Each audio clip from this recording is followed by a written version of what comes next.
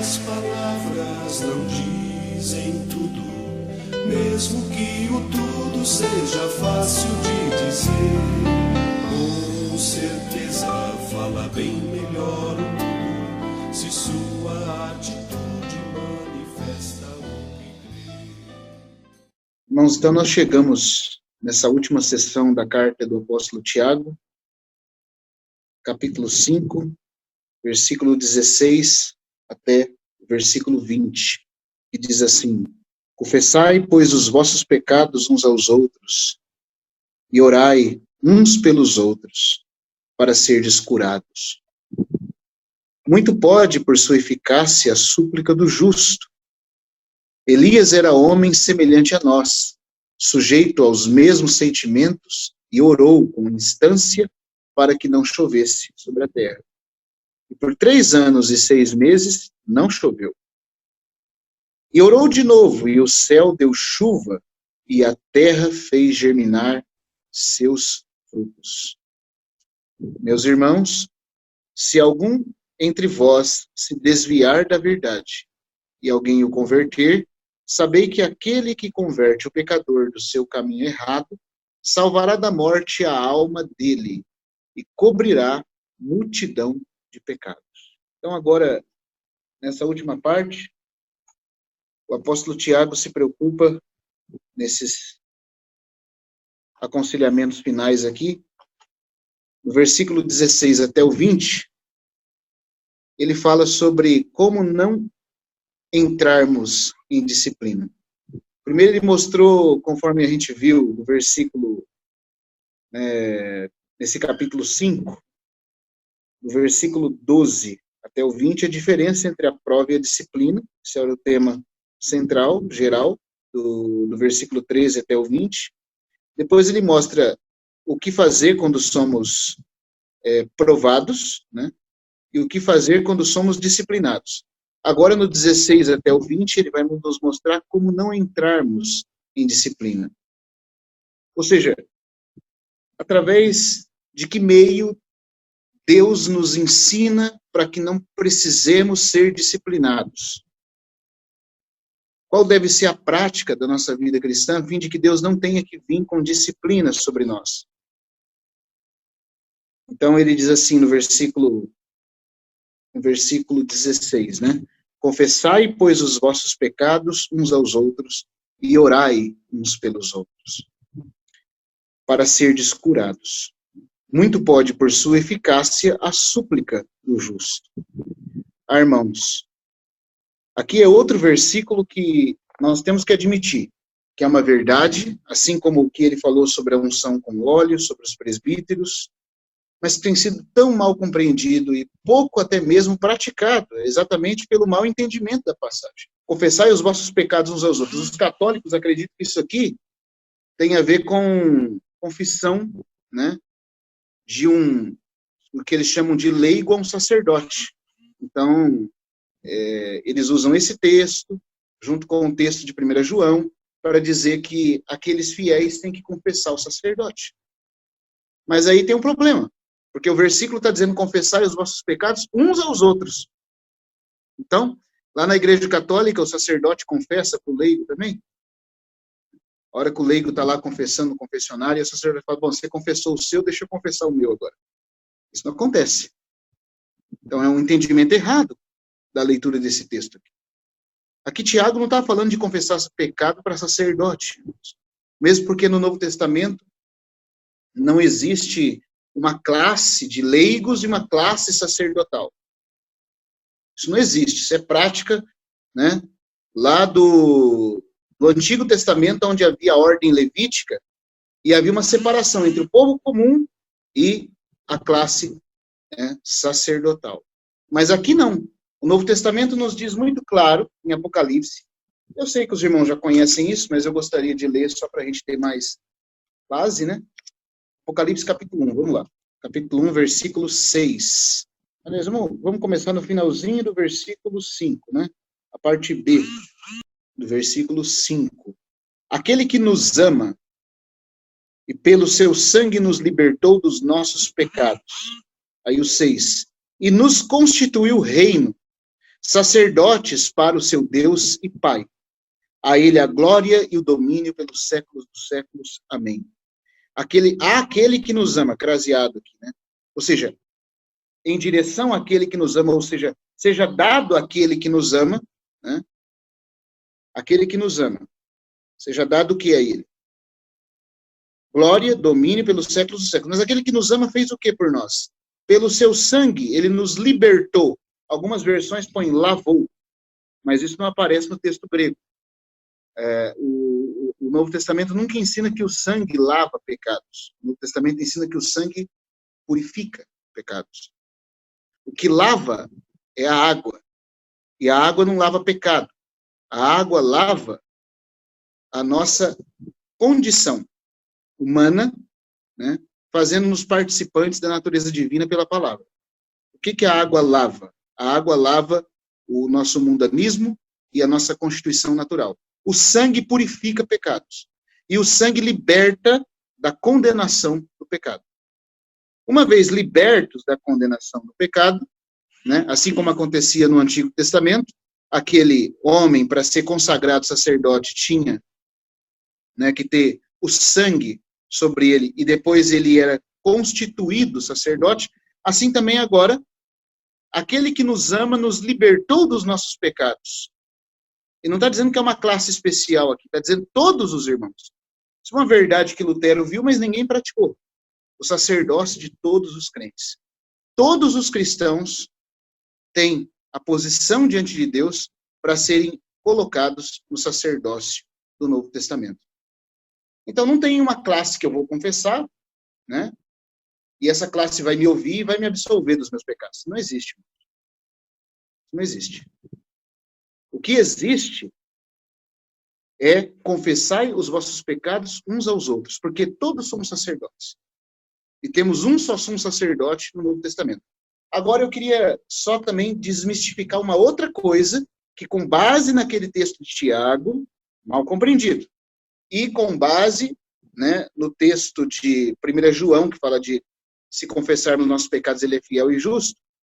Aí eles tomam outro texto lá em João capítulo 20, vamos lá em João capítulo 20 agora, porque eu só quero limpar as falsas interpretações que tem, para depois a gente poder entrar um pouco mais no que realmente Tiago estava falando. João capítulo 20. Aqui tem uma passagem que é um pouco difícil para alguns entenderem. Capítulo 20, versículo 21 e 22. Aqui quando o Senhor Jesus ressuscita, ele aparece àqueles discípulos que estavam trancados naquela salinha, naquele quartinho, com medo, e aí ele faz esse ato aqui. Vamos ler? Versículo 21 fala assim, ó. Disse-lhes, pois, Jesus outra vez, paz seja convosco. Assim como o Pai me enviou, também eu vos envio. Aí o 22. E havendo dito isto, soprou sobre eles e disse-lhes, recebei o Espírito Santo. 23. Se de alguns perdoardes os pecados, ser-lhe-ão perdoados. Se los retiverdes, são retidos. Aí, aqui sim, alguns pensam, né, com muita base aqui, não que isso está validado, mas alguns pensam com muita base nesse versículo que o Senhor estava falando de alguém com autoridade para perdoar pecados em nome de Deus. No caso aqui, os apóstolos, é como se os apóstolos fossem os padres e os sacerdotes de hoje que absolvem pecados, porque depois que o Senhor Jesus soprou sobre eles o Espírito Santo, ele teria dito que eles são responsáveis por perdoar e absorver os pecados dos homens. Mas, irmãos, não é isso que está acontecendo aqui. O que está acontecendo aqui em João capítulo 20? Eu sei que tem irmãos que interpretam diferente. Respeito a opinião de quem pensa diferente no que eu vou falar aqui agora. Por exemplo, o irmão Watmani e o irmão Witness Lee, eles ensinavam que aqui quando o Senhor soprou sobre os discípulos, o Espírito Santo estava entrando dentro deles. Certo? Então, o que eles teriam recebido o Espírito regenerador aqui, e em Atos capítulo 2, eles teriam recebido o Espírito de revestimento. Tanto o irmão Ni como o irmão Li ensinam isso. Só que tem uma coisa. No texto grego de João, capítulo 20, versículo 22, fala, recebei, aqui a nossa versão fala, o Espírito Santo. Mas o artigo tó não existe no grego. O que eu quero dizer com isso? No grego, quando você quer dar ênfase em algo que é pessoal, você coloca o artigo. Então ficaria tó pneuma agios. Mas no grego aparece só pneuma agios. Recebei Espírito Santo. Pneuma agios, não o Espírito Santo. E falou que ele soprou sobre, não soprou para dentro. Não soprou como se fosse algo assim insuflado, mas como se fosse algo a vir como influência, como ar. Mas o que está acontecendo aqui? Outra, em João capítulo 14, capítulo 16, o Senhor Jesus disse que ele enviaria o Consolador. Depois ele disse que o Pai enviaria o Consolador em seu nome. Ele disse que ele tem que ir ao Pai para enviar o Consolador. Olha, irmãos, ele está falando de envio. Ele está falando que ele tem que ir ao Pai. Quando que o Senhor Jesus foi ao Pai e recebeu o Espírito para enviar? Quando ele ascendeu. E ele ascendeu 40 dias depois da sua ressurreição. Aqui, está falando do primeiro dia da sua ressurreição, quando ele ressuscita dos mortos, no primeiro dia da semana, ele se põe entre os discípulos e sopra sobre eles, dizendo, recebei Espírito Santo. Ele ainda não tinha ido ao Pai, recebeu o Espírito, porque ele não tinha ascendido ainda. Pedro disse que depois que ele ascendeu, ele derramou o Espírito. Então, parece que o texto de João 14 está falando claramente que o Senhor deve ir ao Pai na posição de sacerdote e se assentar com a sua obra consumada, que se dá na sua ascensão, e então o Espírito é enviado.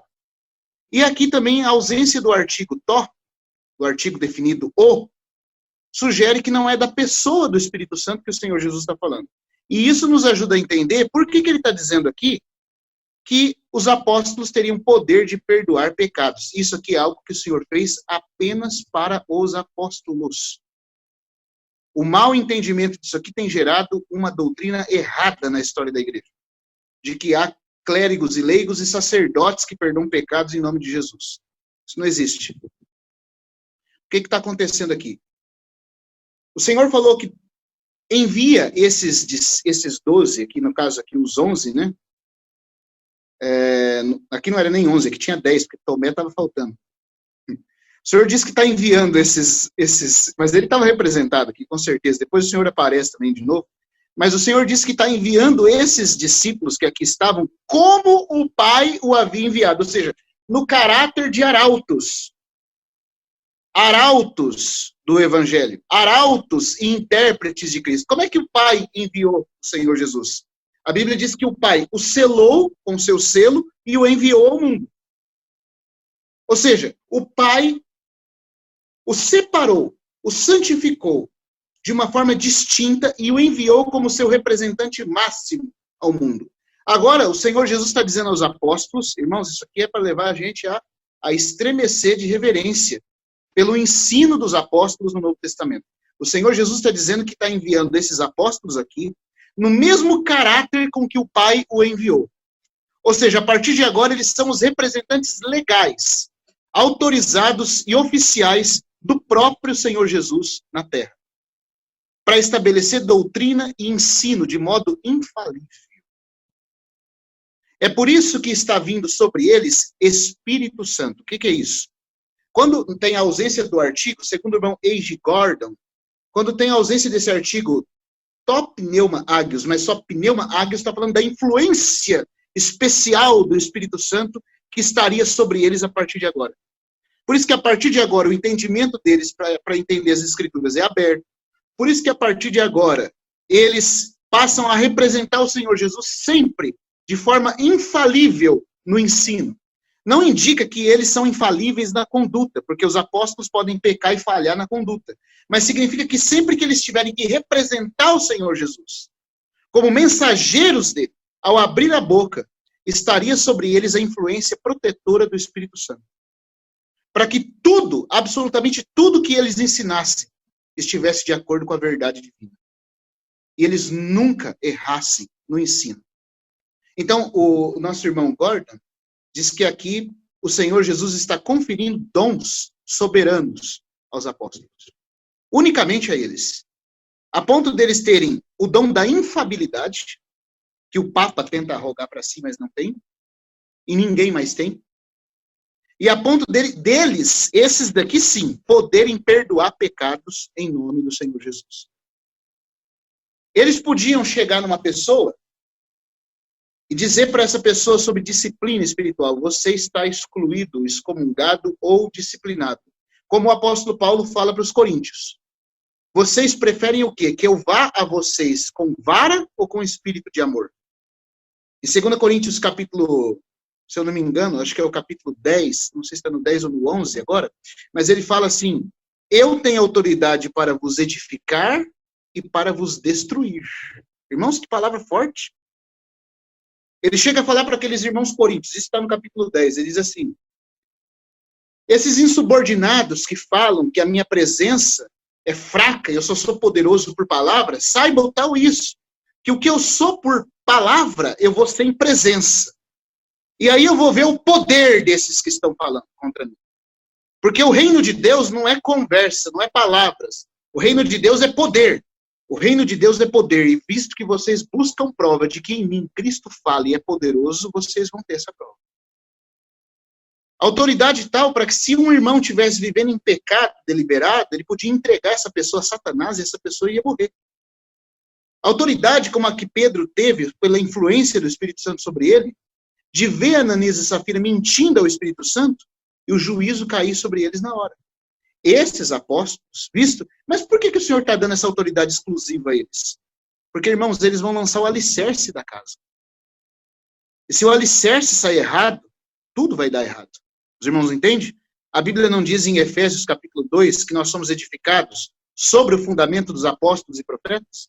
Ou seja, é os apóstolos que estão lançando o fundamento que é Cristo Jesus. E eles têm que saber lançar isso de forma muito precisa. Eles não podem falhar. Você já pensou se os apóstolos não fossem infalíveis no ensino? Se a gente tivesse que ter a certeza de que o Senhor Jesus ensinou tudo correto, mas que a gente tem que pegar as cartas de Pedro, as cartas de Paulo, as cartas de João, de Tiago aqui que a gente está lendo, não é o Tiago aqui desse aqui, é o Tiago, irmão de Jesus, mas é apóstolo, inspirado, e nós tivéssemos que ver o que está de acordo com Jesus. Os irmãos já pensou que bagunça seria?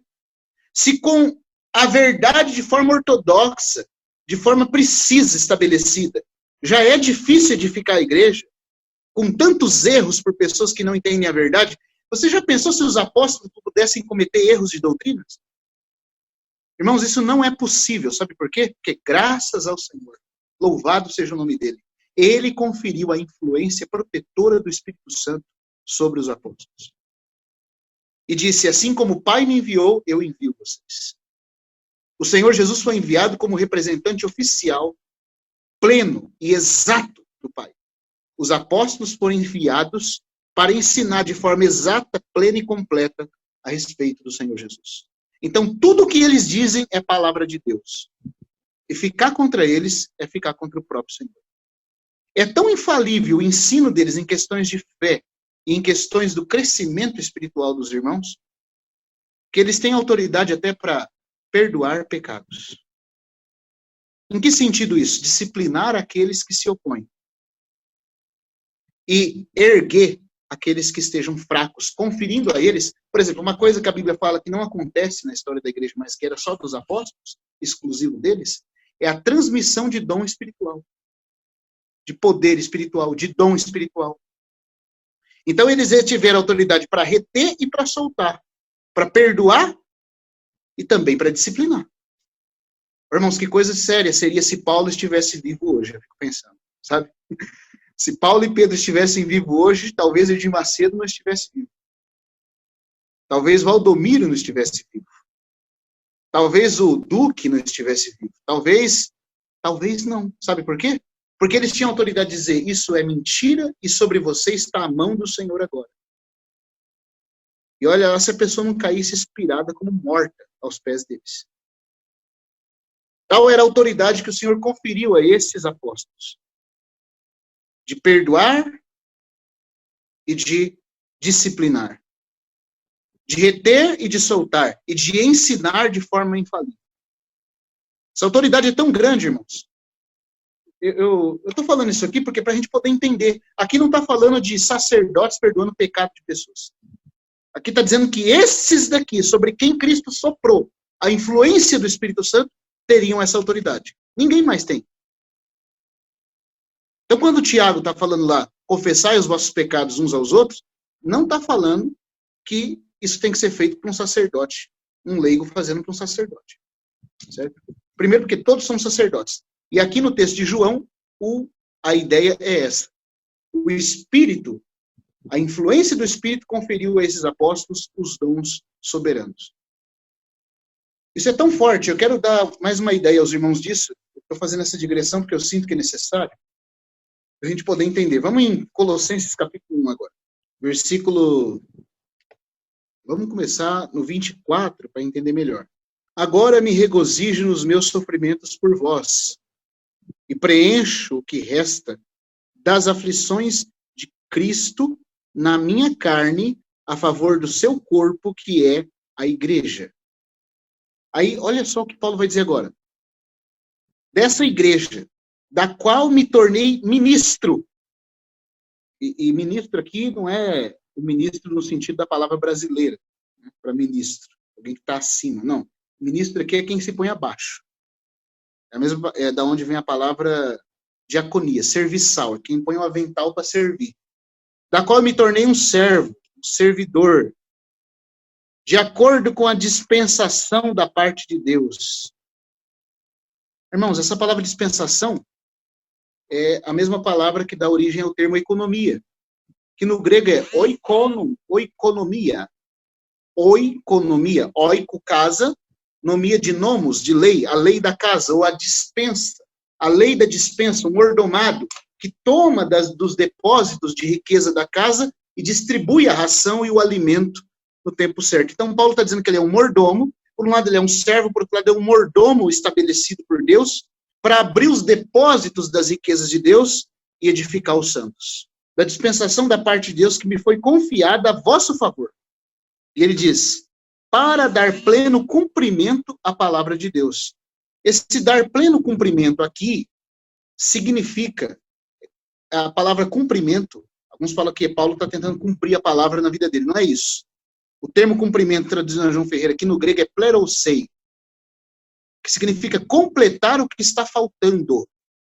Irmãos, olha que autoridade é essa. Paulo está dizendo com todas as letras que se ele não escrevesse as suas epístolas, a palavra de Deus ficaria incompleta. Ele foi constituído ministro para servir a fim de completar o que estava faltando na palavra de Deus. Você já pensou se a gente não tivesse as cartas de Paulo? Já pensou se nós não tivéssemos Romanos? O que a gente entenderia do Evangelho? Da salvação, da santificação, da justificação, da santificação, da glorificação. O que nós íamos entender do propósito de Deus em nos salvar? Então, Paulo está dizendo que foi confiado a ele a palavra inspirada e que as cartas dele visam completar o que está faltando na palavra de Deus. Sem as epístolas de Paulo, a palavra de Deus ficaria incompleta. E Pedro vai dizer na segunda carta dele que os ignorantes e instáveis deturpam as outras escrituras, assim como deturpam as cartas de Paulo. Aí ele coloca as cartas de Paulo no mesmo nível das escrituras. O apóstolo Pedro.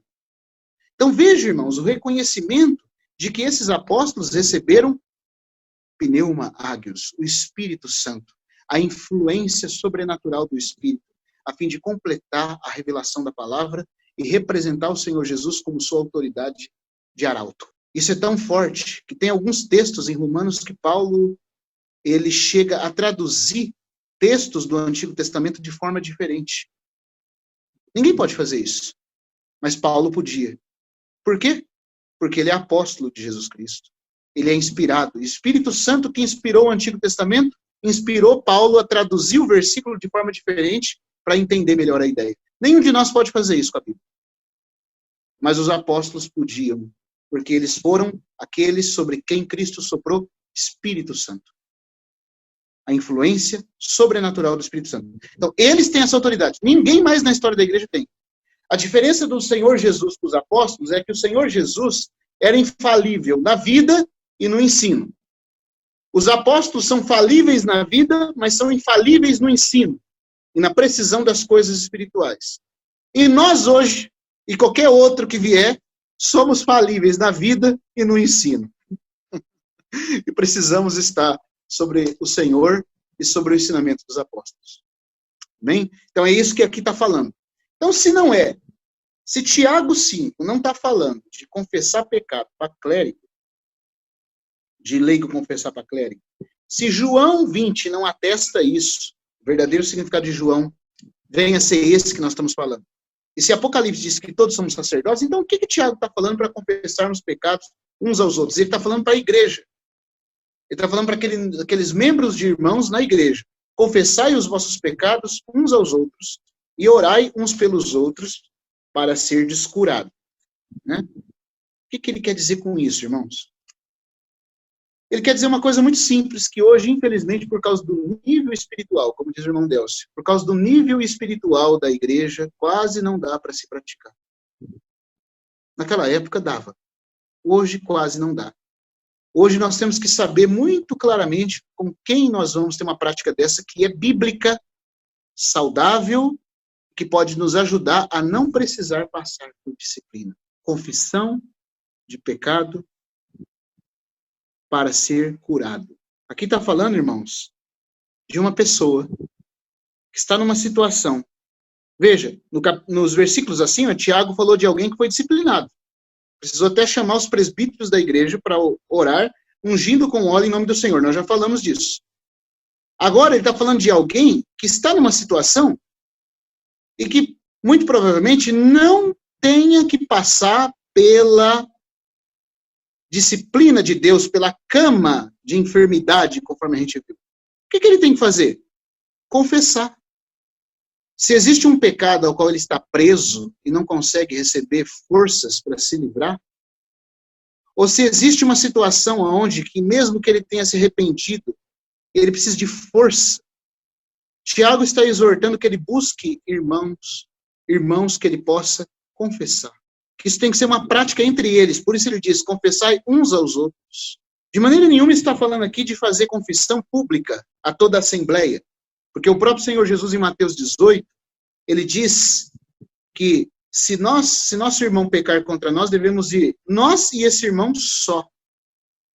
Então, de maneira nenhuma, a Bíblia manda escancarar os pecados publicamente.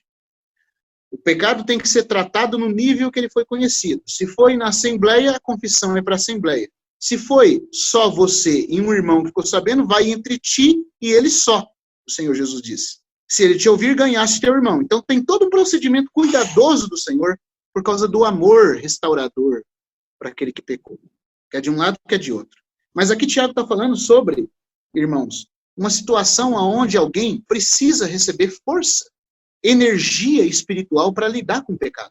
Eu acho que cada um de nós, se não passamos por isso, entendemos o que isso significa quando você está aflito, quando você está numa situação que você não encontra ajuda. Tiago está dizendo que seria o que era uma prática saudável entre eles lá, né? Hoje nós temos que saber muito bem quem são as pessoas com quem nós vamos se abrir. Mas Tiago está dizendo que seria maravilhoso para não chegarmos a precisar de disciplina por conta de algo que está nos ali, tenazmente, né, como diz Hebreus, nos assediando em pecado, que nós pudéssemos ter alguém para confessarmos. Irmão, eu preciso de ajuda nisso. Essa é uma área da minha vida que eu não consigo ter libertação sozinho. Ele está dizendo isso, irmãos. Que existem áreas da nossa vida que nós vamos precisar ter alguém para nos abrir. E orarmos juntos. E assim sermos curados. Por que eu sei que aqui ele está falando de confissão, nesse sentido de buscar ajuda ao confessar? Porque logo depois, aqui no capítulo 5 mesmo, no versículo... no final do versículo, né? No final do 16. Muito pode, por sua eficácia, a súplica do justo. Então, veja, muito provavelmente esse irmão que está tendo um problema espiritual, de pecado, de fraqueza, que ele não consegue resolver sozinho, Ele procurou alguém que é considerado justo, a fim de fazer confissão e receber a eficaz oração. Justo aqui não significa justo sem pecado, isso ninguém é. Justo, no contexto de Tiago, está falando de alguém que já é salvo, e Tiago está tratando com a conduta cristã, não com a justificação pela fé imputada, mas com a justiça infundida. Está falando de alguém que vive diante de Deus. A prova disso é que ele vai citar como um exemplo de alguém justo Elias. Depois que ele menciona a súplica do justo, ele pega para falar como exemplo de alguém que suplicava diante de Deus sendo justo, Elias. E existe uma frase, irmãos, que não sai da boca de Elias, quando você vê Elias nos aparecendo naqueles confrontos com o rei Acabe, ou com a necessidade de Israel. Ele sempre falava, viva o Senhor, em cuja presença estou. Sabe o que é ser justo? É ser como Elias. Sabe o que é ser como Elias? Viver na presença do Senhor. Tiago está dizendo aqui que esse irmão que tem uma dificuldade, ele tem que procurar alguém que vive diante de Deus.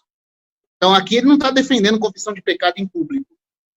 Está entendendo, irmãos? Nós temos que entender o contexto aqui. Ele está falando de você procurar alguém, se você tem dificuldade, para que você não precise ficar acamado. Para que nós não precisemos ficar enfermos. Ser tocados por Deus na cama da enfermidade. Que qualquer debilidade espiritual que esteja sobre nós, nós procuremos alguém que vive diante do Senhor. Alguém que vai te ouvir e vai entender, vai se condoer, porque é alguém que vive diante do Senhor. E quem vive diante do Senhor conhece as próprias fraquezas. E não vai zombar, não vai escarnecer, vai saber como lidar com a situação. Irmãos, a verdade é essa. Existem áreas da vida espiritual que nós nunca vamos vencer sozinhos. Nós vamos precisar de um amigo espiritual. Ninguém é bom a ponto de conseguir tudo sozinho. Precisamos de companheiros espirituais. O irmão Wilson de Uberaba, que o Marcelo conhece muito bem, não sei quantos irmãos aqui conhecem, sempre falava para mim, Daniel, ele tinha um apelido que ele me dava, né? Meu querido John Nelson Pember. Ele falava para mim, você, né, mais cedo ou mais tarde, vai precisar de um companheiro espiritual, né? Ou alguns companheiros, né, com quem você possa se abrir, com quem você possa chorar. Muitas vezes, chorar juntos, né, para depois orar juntos. Qual que é a vantagem disso? Qual que é a vantagem de ter alguém com cumplicidade espiritual, mas alguém que vive diante de Deus, não é ser cumplicidade espiritual para pecar junto com você.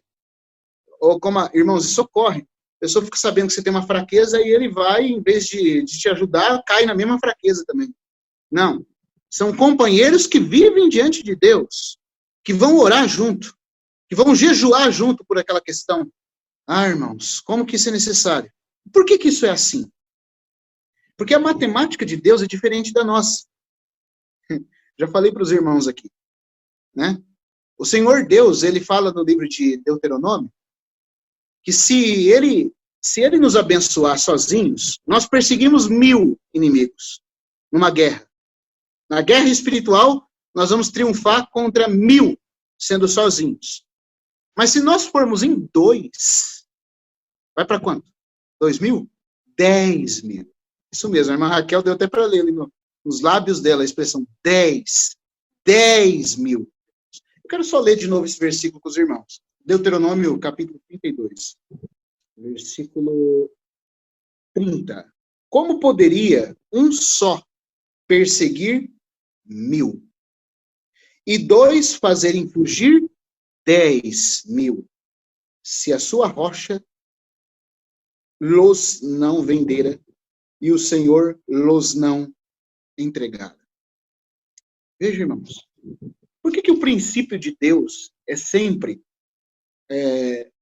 um fazendo fugir 1000 e 2 fazendo fugir 10.000? Devia ser 10.000. Não era para ser 2.000? Por que com Deus a coisa, no princípio da comunhão, tem mais poder? Por quê? Porque Deus é trindade. Deus mesmo é uma comunhão.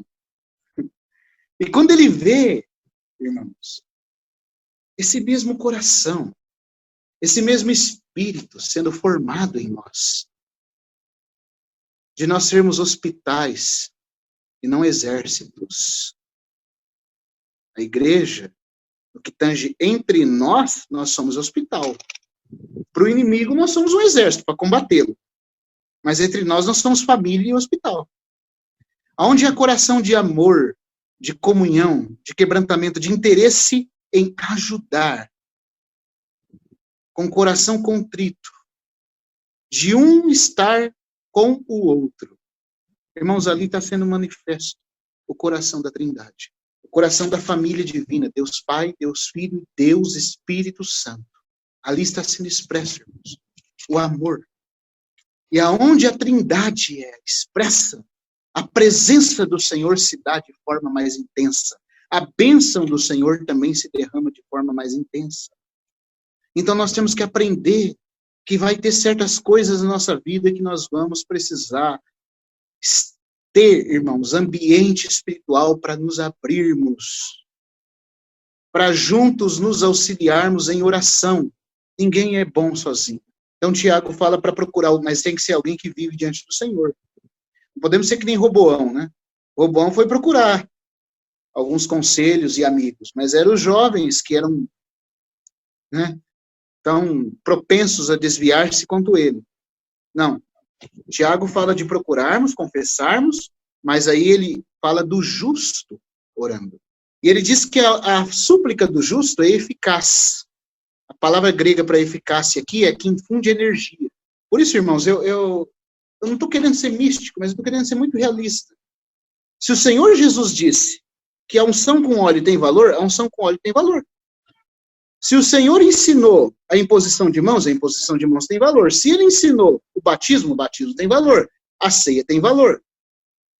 O véu tem valor. Então, aqui também a súplica do justo também tem valor. Ele está dizendo, irmãos, que a súplica de alguém que vive diante de Deus tem mais eficácia do que uma oração de alguém que não vive diante de Deus. É muito simples. O irmão Ni disse que uma vez ele estava enfermo e alguns irmãos oravam por ele naquela cama de enfermidade e não acontecia nada. Aí a irmã Bárbara orou. E a irmã Bárbara orou com 2 versículos só.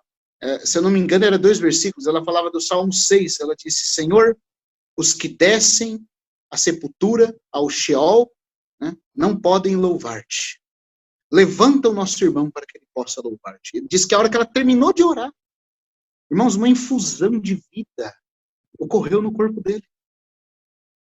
O que essa irmã tinha de diferente? Ela era um justo. Alguém que vivia diante do Senhor. E o irmão Ni tinha ela como uma companheira espiritual. Alguém que ele sempre procurava para receber conselho. Para ser disciplinado, para ser ajudado. Irmãos, oremos para que Deus prepare amigos assim. Ou no mínimo, se não for tão espiritual dessa forma, mas pelo menos que tente e viva diante do Senhor. Todos nós vamos precisar. Porque tem certas coisas, pelo que Tiago diz aqui, que não haverá cura, enquanto não houver confissão. Não havendo confissão, não haverá cura. Ele diz que a súplica do justo infunde energia. Por sua eficácia, por sua energia, uma oração poderosa, é uma oração em energia, em força diante de Deus, para realizar algo. Não são todos os irmãos, que são assim. Na igreja primitiva, talvez fosse mais. Hoje tem muito pouco. Mas nós temos que pedir isso ao Senhor. E o Senhor nos dando, vai ter horas, irmãos, que nós vamos precisar nos abrir. Tem muita coisa na nossa vida que às vezes está enterrada. E como diz o irmão Gino, às vezes você está lutando sozinho com um problema. E Deus já respondeu na vida de um outro irmão. E às vezes nós, por orgulho, mas eu vou falar. Então, né? Entenda, o nosso lugar não é nesse pedestal que a gente cria para nós mesmos. Desde que seja algo com critério, com amor, com sobriedade que nós estamos fazendo, com real desejo de busca, qual o problema, irmão? De nós sermos expostos para alguém que vai nos ajudar. Mas é humilhante. Se nós não formos humilhados agora, vamos ser no tribunal de Cristo. O que é melhor? Buscar ajuda com alguém que pode ajudar agora? Ou deixar o Senhor revelar tudo lá diante dele? Porque lembra que a palavra em 2 Coríntios 5:10, quando fala, importa que todos nós sejamos manifestados, é aparecer como realmente nós somos. Então, tudo que está dentro de nós que nós recusamos tratar, ainda que a direção do Senhor tenha sido essa, vai aparecer lá. Então, se tiver alguma coisa que sozinho não está dando, procure alguém.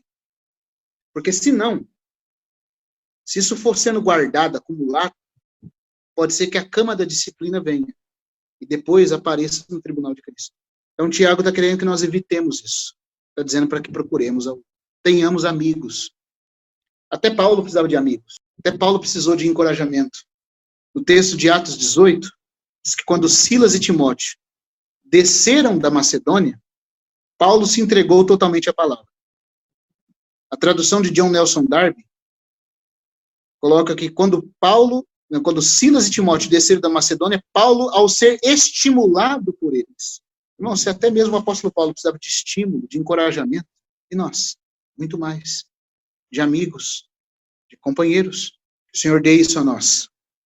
O Senhor dê a nós esse coração de ouvir irmãos que precisam de ajuda.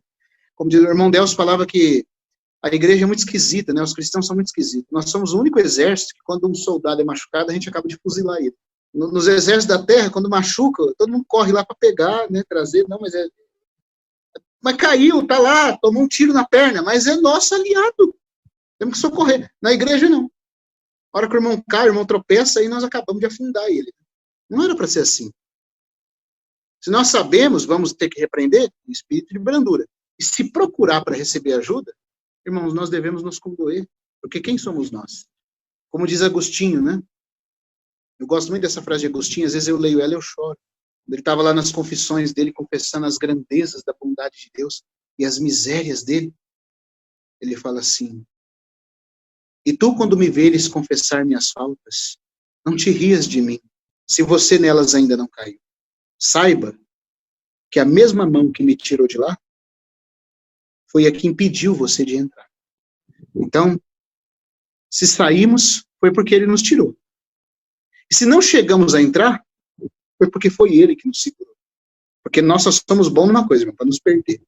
Como dizem Oséias, de ti vem a tua ruína. E só de mim vem a tua salvação. Então tenhamos um coração de salvar. Um coração de auxílio. Peçamos ao Senhor que Ele nos dê amigos que sejam assim também. Alguns que vivem diante do Senhor. Quando nos ouvem, vão diante do Senhor conosco. Irmãos, eu posso dizer, na minha vida, até agora, se o Senhor não tivesse dado alguns amigos assim, eu não sei se eu estaria aqui até agora. Eu não sei. Teve vezes, e são amigos mesmos, que buscam o Senhor. Alguns não são nem tão espirituais, mas são pessoas que amam de verdade o Senhor. E que naquela empatia espiritual me entendem. Quando eu tive que confessar algo a eles, me ajudaram. Às vezes só chorando junto e orando junto.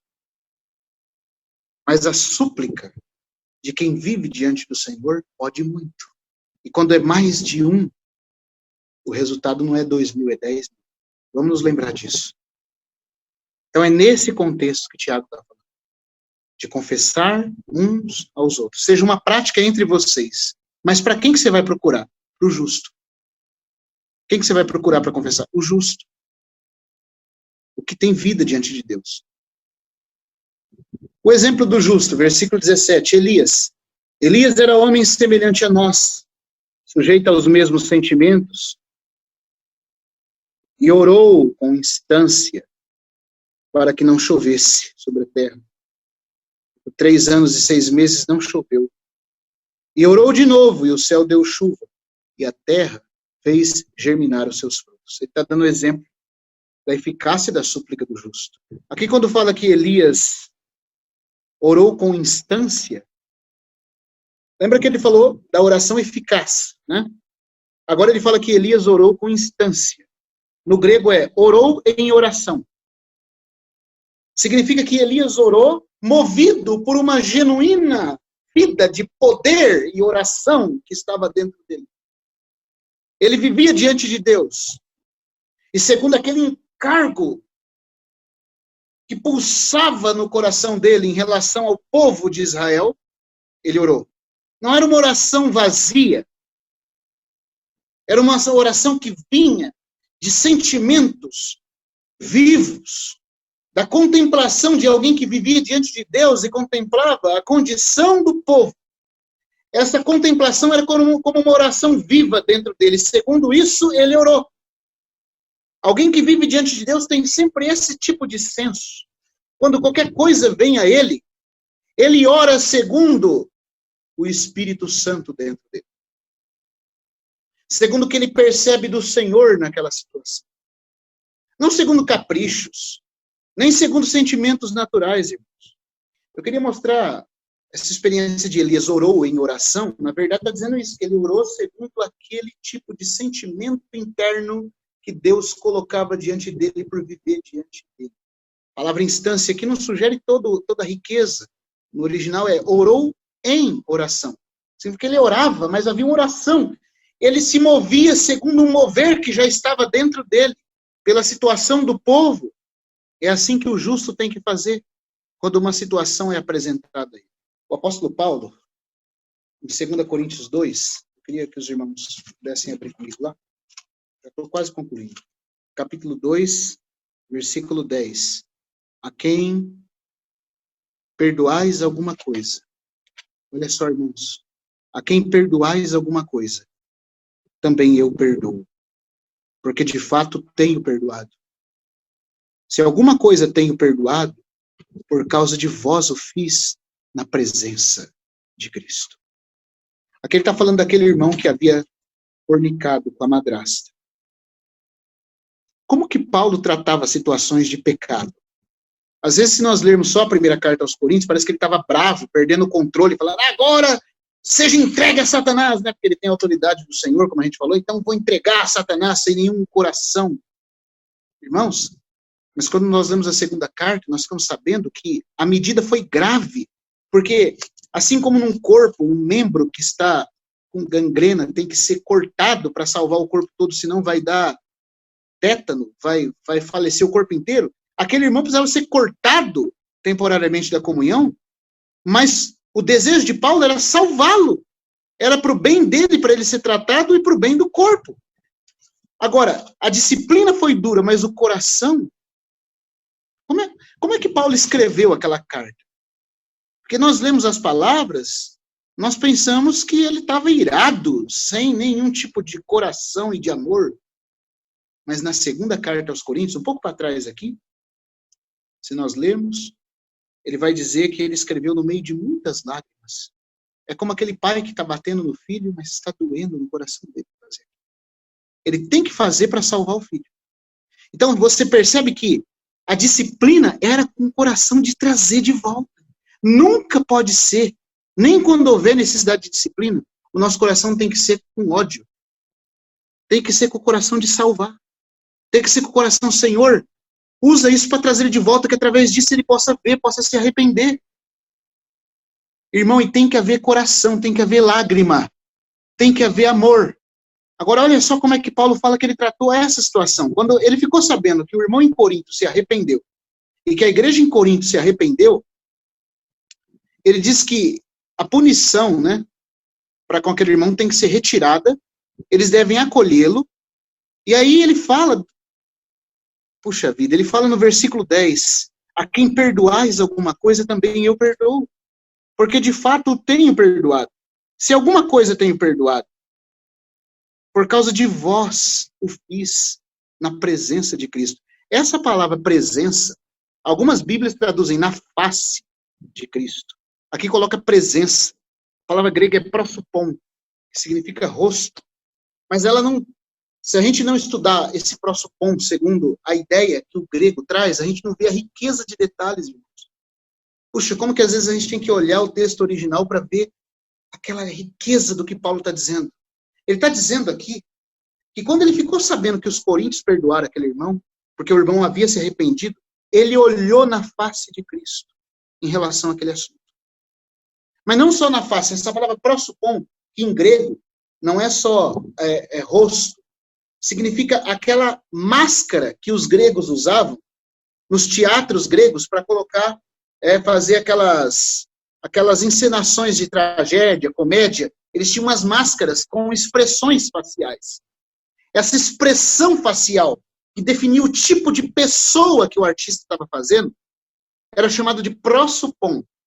Prosopon, que era a expressão facial que definia quem aquele artista estava expressando na hora.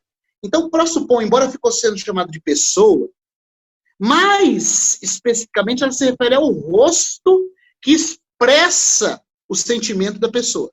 E mais especificamente ela significa aquela característica de rosto que havia na máscara.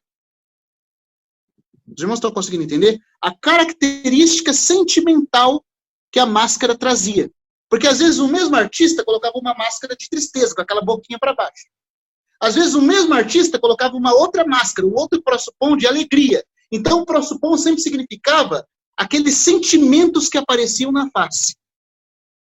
Por isso que no latim a palavra é indexius facius. Deixa eu tirar o óculos aqui só para ilustrar. Ela significa propriamente essa região do olho aqui, ó, onde todos os sentimentos internos do coração de uma pessoa são trazidos para fora. Quando Paulo está falando de olhar o rosto de Cristo, ele está falando que ele olhou no índice dos olhos de Cristo. E ele percebeu o sentimento do Senhor Jesus pelo aquele irmão. Ele viu que o Senhor Jesus, pelo rosto... Irmãos, agora pense quão íntimo Paulo tinha que ser do Senhor para isso. Ele está dizendo que quando ele se ficou sabendo que aquele irmão se arrependeu, ele se voltou ao Senhor. E ele viu nos olhos do Senhor um desejo, dizendo, perdoa ele, Paulo. Perdoa ele, Paulo. Como o meu coração já perdoou. E dava para Paulo ver nos olhos do Senhor Jesus que o Senhor já tinha perdoado aquele. Paulo não perdoou simplesmente em si mesmo. Até para perdoar, ele fez em união com Cristo. Ele era um justo. Os irmãos estão entendendo, irmãos? Ele está falando. Por isso que quando eu falo assim, às vezes eu brinco com os irmãos, eu falo para os irmãos que são casados, você conhece o rosto da sua esposa? Ela fala, conheço. Conhece, né? Rosto é isso aqui, ó. Significa todas aquelas qualidades sentimentais que estão dentro dela e que ela expressa no olhar. Tem marido que até hoje toma susto com o rosto da esposa, porque ele nunca viu ela olhar para ele daquele jeito que ela olhou até aquele dia. Então, o olhar que define coração é que é chamado de rosto, prosopon aqui. Paulo está dizendo que ele olhou nas entranhas do Senhor Jesus através do olhar que Cristo fez para ele. E naquele olhar, segundo aquele sentimento, constrangido pelo aquele amor, ele perdoou aquele irmão. Irmão, como que você acha que o Senhor Jesus olhou para Paulo quando Paulo levou a ele a situação de um irmão arrependido? Como que os irmãos pensam que foi o olhar do Senhor Jesus para o apóstolo Paulo?